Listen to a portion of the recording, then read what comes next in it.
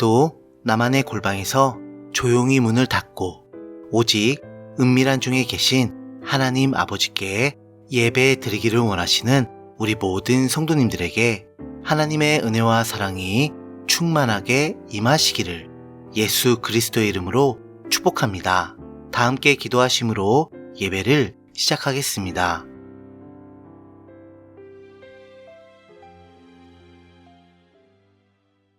자기 죄를 회개하고 오직 예수님의 십자가와 부활의 복음을 믿어 구원을 받은 모든 성도들에게 영원토록 금빛이 찬란한 아름다운 천국 집을 예배하여 주신 우리 하나님 아버지, 그 화려한 집에서 주님의 빛난 얼굴을 직접 대면하며 영원한 생명의 복과 즐거움을 마음껏 누리는 그날을 항상 소망하는 마음으로 하루하루를 살아가고 있습니다.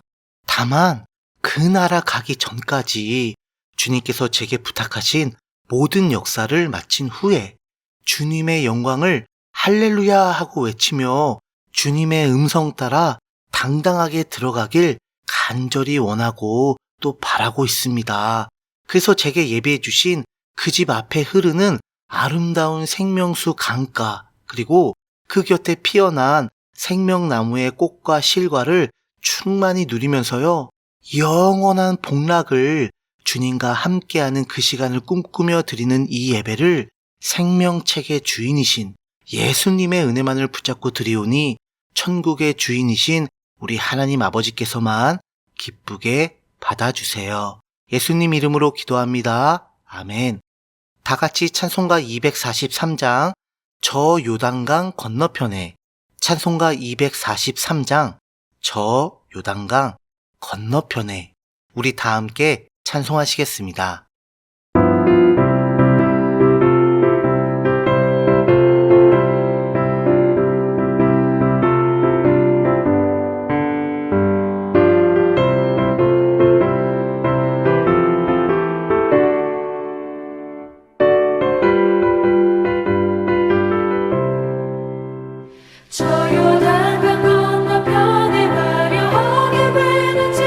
나를 위해 예비하신 집을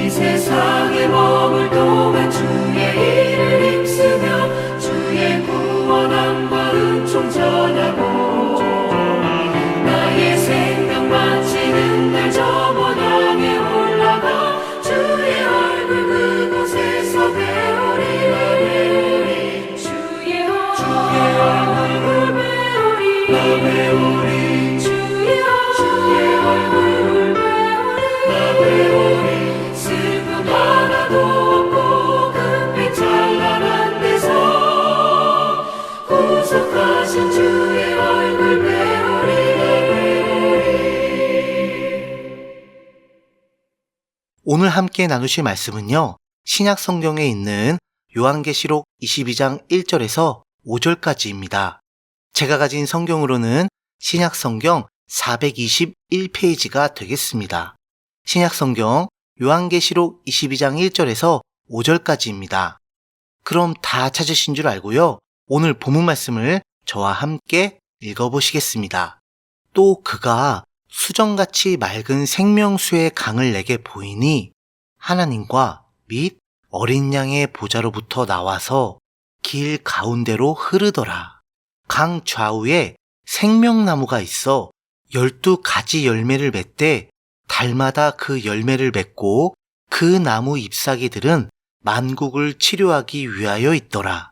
다시 저주가 없으며 하나님과 그 어린 양의 보좌가 그 가운데 있으리니 그의 종들이 그를 섬기며 그의 얼굴을 볼 터이요 그의 이름도 그들의 이마에 있으리라.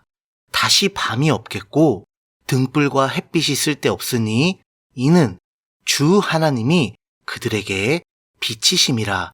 그들이 세세토록 왕노릇 하리로다. 아멘.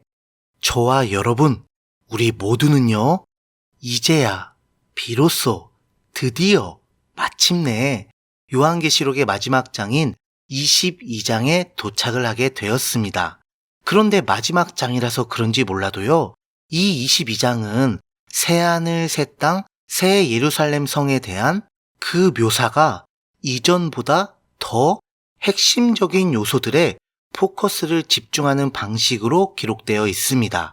이에 관하여 먼저 1절을 보시면 이곳에는 수정같이 맑은 생명수의 강이 있다고 하는데요. 이 강이 처음에는 창세기 2장 10절에 기록된 것 같이 에덴에서 흘러나와 동산을 적시는 것으로 시작되었는데요. 그런데 그 이후 어떤 비극적인 사건이 발생하게 되었나요? 네, 바로 여러분들도 잘 아시다시피 아담과 하와의 선악과 범죄로 인하여 사람뿐만 아니라 그 외의 모든 피조물까지 전부 다 싸그리 죄로 타락하고 망가지게 되었죠. 그래서 이 강 역시 망가지게 되었습니다. 하지만 에스겔서 47장 1절에서 12절까지 에스겔 선지자가 환상 중에 본 이 강은 훗날 천년 왕국이 성취되는 순간 영생의 근원이 되시는 우리 주 예수 그리스도께서 입성을 하신 이후 이제는 더 이상 죄로 망가진 물, 그러니까 노아의 홍수 때와 같이 죄를 심판하면서 함께 멸망의 길로 가게 되는 그런 비극적인 물이 아니라 오직 예수님의 십자가와 부활의 복음으로 인하여 사망의 물에서 생명수로 완전히 탈바꿈하게 됩니다. 그래서 그 물은요, 천년왕국 성전의 동문, 즉 만왕의 왕, 만주의 주이신 예수 그리스도께서 입성하는 그 문 바로 밑에서 나오게 되어가지고요, 에스겔의 환상 그대로 현재 우리가 살고 있는 이 세상에서 바다의 염분 농도가 극심해가지고 생명체들이 존재할 수가 없는 이스라엘의 사해바다 아시죠? 말 그대로 죽은 바다라고 일컫는 이스라엘의 사해바다가 바로 이 강물과 합류하게 되므로 실제적으로 모든 생명들이 되살아나서 이제는 생명체들이 존재하게 되어집니다. 이 강 속에서요. 이로 인해 물이 바다를 덮음같이 여호와를 아는 지식이 세상에 충만하게 되는 것에 성취가 이루어지는 것이죠. 그런데 이 강은 천년 왕국을 지나 오늘 본문에서도 등장하잖아요. 그런데 이제는 새하늘 새 땅 새 예루살렘 성전에서 비로소 영원 불변토록 완전하게 성취가 된 강이므로 더 이상 여러 가지 환상과 예언 그런 것들이 아니라 이젠 직접적으로 하나님과 및 어린 양의 보좌로부터 나오는 그런 실제적이고 영원 불변한 강이라고 정확하게 증거하고 있는 것입니다. 그리고 2절을 보시면요, 그 강이 길 가운데로 흐르고 있다고 하는데 그 강 좌우에는 뭐가 있다고 합니까? 네, 바로 강 좌우에 생명나무가 있어. 생명나무가 있어 라고 하시네요. 이 생명나무는요, 창세기 2장 9절에 기록된 바와 같이 처음 하늘과 처음 땅, 그러니까 에덴 동산에서도 있었어요. 그런데 그때는 그 옆에 또 어떤 나무가 같이 있었습니까? 그건 바로 선악을 알게 하는 나무. 선악을 알게 하는 나무, 우린 줄여서 선악과라고 하죠. 바로 그 선악과가 함께 있었습니다. 여러분, 여기서 잠깐만, 아주 잠깐만, 우리 함께 생명나무와 선악과를 서로 비교함으로써 알 수가 있는 진리의 복음을 같이 좀 살펴보도록 하겠습니다. 아주 중요하니까요. 일단 아담과 하와의 눈에는 생명나무와 선악을 알게 하는 나무 둘 다 아름답고 먹기에 좋게 보였을 것입니다. 더군다나 하나님께서는 선악과를 먹지 말라라고 말씀은 하셨지만 이를 선택할 수 있는 자유의지를 보장까지 해주셨습니다. 따라서 하나님께서는 아담과 하와에게 생명나무와 선악을 알게 하는 나무 둘 다 선택할 수 있는 자유의지에 따른 권한, 곧 자결권을 존중해 주신 거죠. 창조주가 피조물에 이 자결권을 존중해 주었다. 이것만으로도 우리 하나님은 정말 은혜와 사랑의 그 결정체가 되시는 너무나 좋으신 하나님 아버지이신 겁니다. 그리고 하나님께서는 아담과 하와가 강제가 아니라 막 억압을 당하고 공포에 떨고 막 두려워가지고 그렇게 어쩔 수 없이 그런 선택을 하는 걸 바라지 않으시고 스스로 자발적으로 기꺼이 그 자결권을 통해 생명나무의 열매를 선택하길 원하셨을 뿐입니다.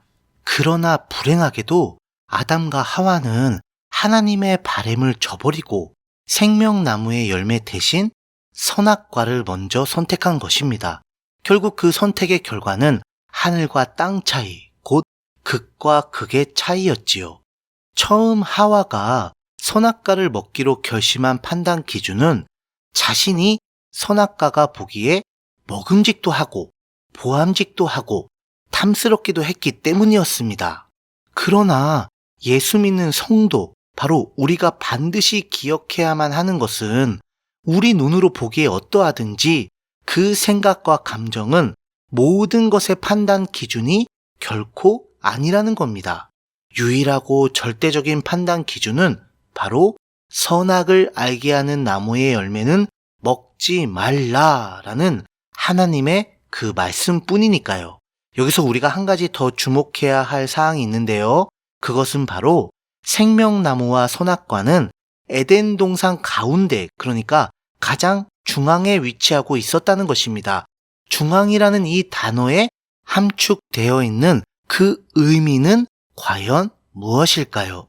모든 세상 만사의 이치를 통해 우리가 알 수 있듯이 그 만사의 중심을 이루는 것은 그 만사에 관련된 매우 중요하고 핵심적인 요소들이 차지하게 됩니다. 당연하지요. 그러니까 별 볼 일 없거나 영양가가 없거나 아무것도 아닌 것을 절대로 그 중심에 놓지 않지요. 따라서 에덴 동산의 핵심은 생명나무와 선악과 이 둘에 달려있다고 해도 과언이 아닌 것입니다. 여기서 생명나무는 예수님의 모형으로서 영생의 근원이신 예수 그리스도의 십자가와 부활의 복음을 상징하고요. 그 결과는 영원한 구원과 영원한 생명이라는 것을 예표하지만 이와 정반대로 선악과는 뭐겠습니까? 바로 사망의 근원인 사탄의 그 죄를 상징하며 그 결과는 영원한 심판과 영원한 지옥 형벌이라는 것을 예표하는 것입니다. 그래서 하나님께서는 절대로 선악과를 먹지 말라는 엄중한 명령을 내리셨지요.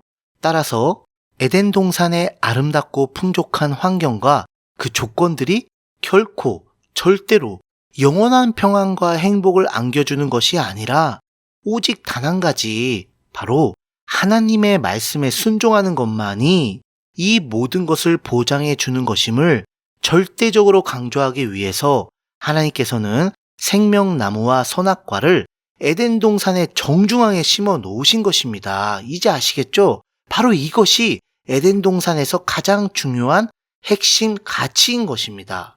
그래서요, 아담과 하와는 이 두 나무를 동시에 매일 보면서 나는 피조물, 하나님은 창조주, 그러므로 그분의 말씀에 절대적으로 순종해야만 한다. 그래야 산다. 그래야 안전하다.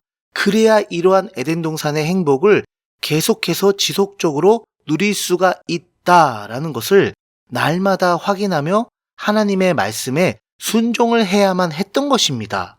그러므로 그 당시 에덴 동산의 상황이나 지금 우리의 현재 상황이나 동일하게 변함없는 한 가지 사실은요, 누구든지 일생 동안 생명나무이신 예수 그리스도 또는 선악을 알게 하는 나무인 사탄, 둘 중에 하나를 반드시 선택해야만 한다는 것입니다. 이는 철저한 흑백 논리로서 중간 선택인 회색지대는 단언컨대 절대로 결코 없습니다. 따라서 여러분들도 이미 잘 아시는 선악과 범죄로 인한 비극의 시작은 아담과 그의 아내인 하와 때문이지만 이와 별개로 선택에 따른 책임과 그 결과는 어느 시대를 불문하고 언제나 각자 개개인에게 있는 것이죠. 왜냐하면 아담과 하와의 선악과 범죄에도 불구하고 자기 스스로 언제든지 생명나무이신 예수 그리스도의 십자가와 부활의 복음을 선택하기만 하면, 곧 믿기만 한다면 인류의 조상인 아담과 하와로부터 시작된 죄의 유전으로 인한 사망과 심판의 영원불변한 지옥 형벌이라는 비극은 완전히 소멸하고 부활과 영생의 기쁨이 영원불변토록 시작되기 때문입니다. 그러므로 누구든지 하나님의 심판대 앞에서 생명나무 또는 선악과를 선택한 결정에 따른 그 결과에 대해서 책임의 전가나 회피 같은 핑계는 절대로 불가능한 것이에요. 그런데 새하늘 새 땅 새 예루살렘 성에서는 어떻습니까? 오직 생명나무만 있고 선악과는 전혀 존재하지 않습니다. 당연하죠. 생명나무이신 예수 그리스도께서 십자가와 부활의 복음으로 영원토록 승리하셨고, 이를 통해 하나님께서 새롭게 창조하신 이 나라에서는 당연히 사탄의 상징이었던 선악과가 있을 리 만무하니까요. 도리어 사탄과 적그리스도와 거짓 선지자, 이 죄의 삼위일체, 그리고 이를 추종했던 세력들과 모든 불신자들은 지금 이 시점에서 어디에 있습니까? 네, 바로 영원 불변한 형벌인 지옥 불못에 처박혀 있기 때문입니다. 이를 더 강조하기 위해서 이 생명나무는 12가지 열매를 맺는다고 합니다. 이 12, 바로 예수님의 십자가와 부활의 복음을 통한 하나님의 구속사에서 정해진 경륜과 섭리의 수인 12, 바로 이것을 영원토록 증거하는 것이죠. 그래서 그 나무 잎사귀들은 만국을 치료한다는 상징적인 의미를 지니며 존재하는 것입니다. 즉, 이 나라에서는 더 이상 선악과로 인한 죄의 저주가 아닌 생명의 치유만이 가득한 나라, 바로 예수 복음으로 인해 죄사함과 영생의 치유만이 영원 불변토록 가득히 넘쳐난다는 것을 나타내는 일종의 퍼포먼스와 같은 상징물인 것입니다. 그래서 3절 보세요. 바로 직설적으로 선포하시잖아요. 다시 뭐가 없다고요? 네, 바로 다시는 저주가 없다고요. 저주 이거 뭡니까? 저주는 죄의 결과, 다시 말해 선악과 범죄로 인한 그 형벌이잖아요. 그런데 이게 없다? 따라서 뭐다? 죄는 어떻게? 네, 바로 완전 종식, 완전 종식. 다시는 죄가 없다는 뜻입니다. 죄는커녕 도리어 뭐가 있다고 하십니까? 하나님과 그 어린 양의 보좌가 그 가운데 있으리니. 아멘. 그리고 그 종들이 그를 섬긴다고 하시는데 4절을 보시면 그의 얼굴을 볼 터이요 라고 하시죠. 바로 고린도전서 13장 12절과 같이 우리가 지금은 예수님을 거울로 보는 것 같이 희미하나 그때에는, 그러니까 바로 지금에는 어떻게? 얼굴과 얼굴을 대하여 볼 것이요. 이게 완전하게 성취된 것입니다. 아울러 이름도 그들의 이마에 있다고 하지요. 이는 요한계시록 3장 12절에서 언급하신 것과 같이 내가 하나님의 이름과 하나님의 성, 곧 하늘에서 내 하나님께로부터 내려오는 새 예루살렘의 이름과 나의 새 이름을 그의 위에 기록하시겠다는 그 말씀 그대로 성취하신 것입니다. 그래서 바로 이 이름은 하나님과 예수 그리스도의 이름이 곧 성도의 이름인 것이고요. 이는 하나님의 성삼위일체에 성도가 완전하게 하나로 연합되었다는 것을 상징하는 것이죠. 네 이름이 내 이름, 내 이름이 네 이름. 아시겠죠? 그리고 5절을 보시면 당연히 다시 밤이 없겠고 등불과 햇빛이 쓸 데가 없죠. 왜? 바로 주 하나님이 그들에게 빛이심이라. 아멘. 그런데 이러한 비침을 받는 성도들이 어떻다고 하십니까? 그들이 세세토록 왕노릇한다고 하십니다. 세세토록 왕노릇한다고요. 그러니까 이제부터는 죄로 타락하여 망가진 처음 하늘 처음 땅을 다시 에덴 동산처럼 회복하셨던 천년 왕국에서처럼 예수 그리스도와 더불어 왕노릇하는 것이 아니라 이 더불어라는 표현이 싹 빠지고요. 오로지 스스로 왕노릇하게 된다고 합니다. 그 이유는 뭘까요? 네, 바로 성도가 성부, 성자, 성령 하나님의 성삼위일체에 완전하게 하나로 연합되었다고 했잖아요. 그것 때문이에요. 그러니까 새하늘, 새 땅, 새 예루살렘 성에서는 하나님의 백성이자 예수 그리스도의 신부로서 완전하게 하나로 연합하였으므로 더 이상 성삼위일체 하나님과 성도의 구별이 없게 되었다는 것을 의미합니다. 그러니까 하나님이 다스리니까 성도도 다스리는 거예요. 더불어가 아니라 이제 완전히 하나가 된 거죠. 자, 바로 여기까지가 새하늘, 새 땅, 새 예루살렘 성의 구체적인 묘사와 그 관련 내용들인데요. 지금까지 함께 살펴본 이 나라를 우리는 지금 보통 흔히 뭐라고 부르고 있습니까? 네, 바로 천국이라고 부르고 있죠. 천국. 그러니까 실제로 내가 지금 살고 있는 이 세상을 떠나서 장차 영원토록 살게 될 그 다음 세상을 의미하는 그런 천국 말입니다.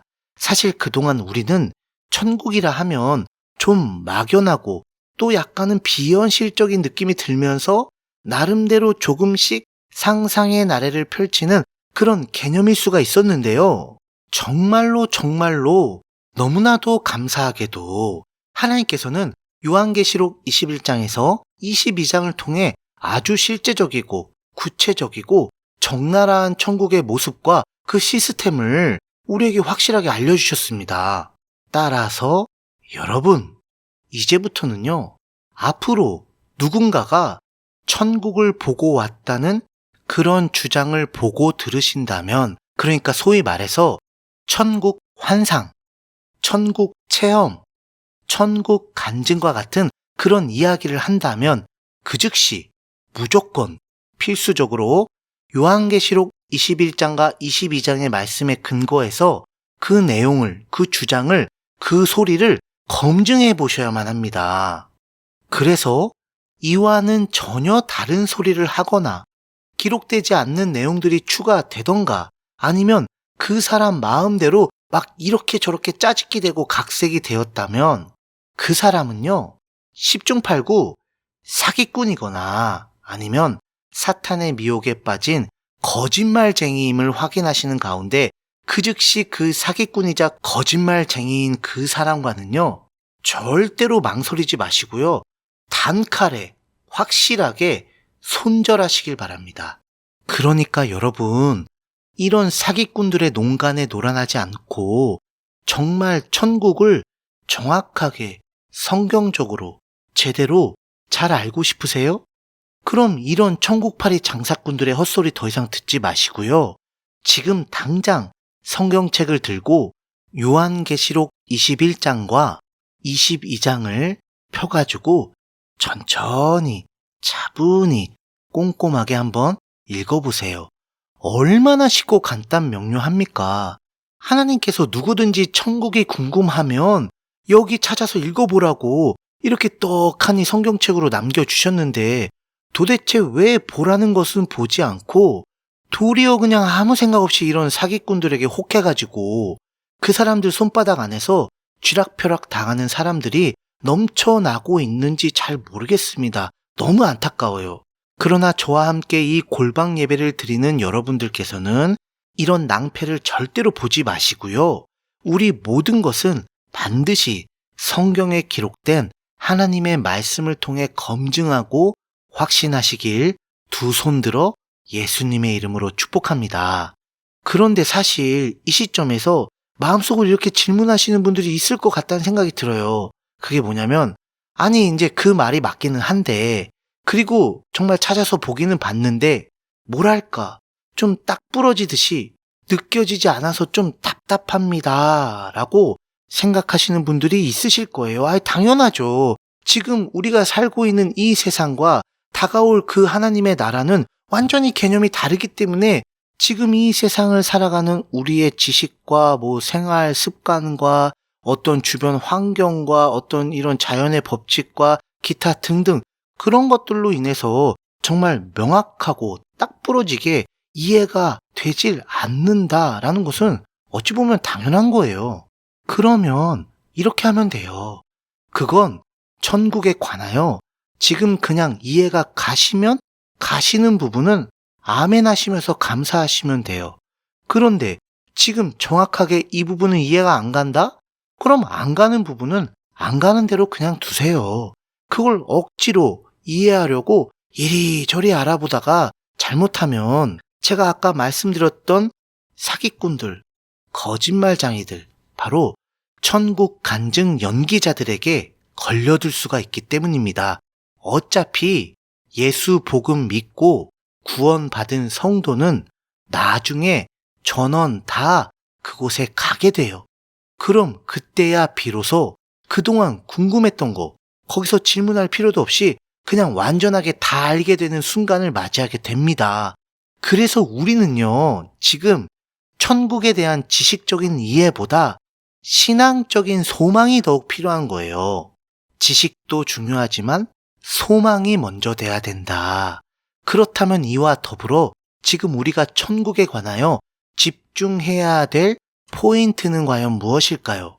그것은 바로 이 세상에서 내게 주어진 오늘 하루를 살아가는 동안에 저 천국을 바라보며 그곳에 유일하고 영원불변한 입성의 권리, 그러니까 당당하게 들어갈 수 있는 자격인 생명책에 이름이 기록되는 것, 바로 자기 죄를 회개하고 오직 예수 그리스도의 십자가와 부활의 복음을 내가 먼저 믿고 배우고 확신하고 감사하는 가운데 또 다른 사람에게 전파하고 가르치는 것, 바로 이 복음 사역에 전심전력하는 것입니다.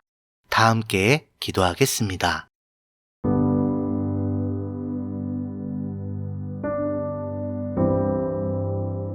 천국의 주인이신 우리 하나님 아버지, 저는요, 사실 지금이라도 당장 이 육체를 벗고 하나님의 나라인 그 천국에 가고 싶은 마음 굴뚝 같고 너무너무 간절합니다. 하지만 아직 저를 이 세상에 두시고 하루하루라는 그 인생의 시간을 허락하신 하나님의 뜻과 계획이 있음을 또한 감사하며 확신합니다. 그건 바로 예수천국 불신 지옥이라는 그 영원불변한 진리의 복음을 내가 먼저 믿고 배우고 확신하는 가운데 다른 이들에게 전파하고 가르치는 것임을 굳게 믿습니다. 그래서요, 하나님, 이제부터는 이전보다 더욱더 제가 가진 삶의 시간, 그리고 주님께서 제게 주신 모든 영육간의 달란트를 잘 활용해서 이 사명 잘 마친 다음에요, 기쁘고 행복하게 그리고 당당하게 천국 입성을 할 수 있도록 오늘 하루 저를 꽉 붙잡아 주시고 인도해 주세요. 예수님 이름으로 기도합니다. 아멘. 각자의 기도 제목을 가지고 하나님께 자유롭게 기도하시면서 예배를 마치시길 바랍니다.